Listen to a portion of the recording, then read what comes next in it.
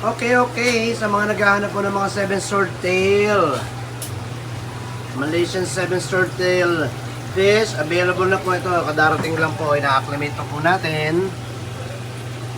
So sa mga naghahanap po sa inyo, dito lamang po yan sa stall number 14, Aqualand Alley, Cartimar, Pasay City.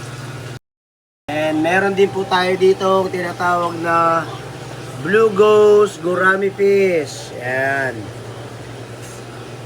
So ang sukat po ng ating mga Blue Ghost Gourami Fish ay more than 1 inch lamang po. So mga juvenile pa po ito. Pagka ito lumaki, kulay blue po siya, no? Blue Ghost, kaya tinawag na Blue Ghost Gourami Fish po. Okay. Yan meron din po tayo yan dito sa stall number 14, Aqualand Alley, Cartimar, Pasay City. Pasyal na po kayo kita-kita po tayo dito. At meron din tayong mga shimbunki na bigger size. From head to tail, mga 6 to 7 inches na po ang laki ng mga shimbunki na ito.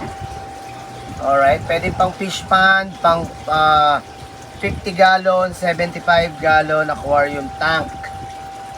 Ayan po ang ating mga shimbunki na mga fishes.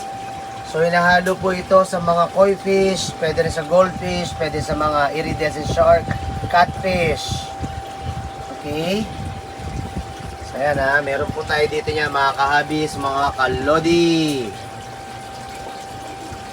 Ang sukat po nila 6 to 7 inches ang haba po nila from head to tail, okay?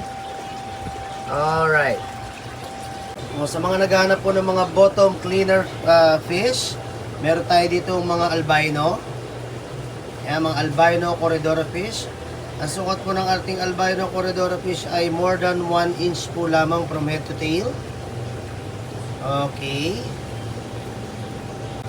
At ito naman pong mga peppered long fin corridora. Yan, meron din po tayo.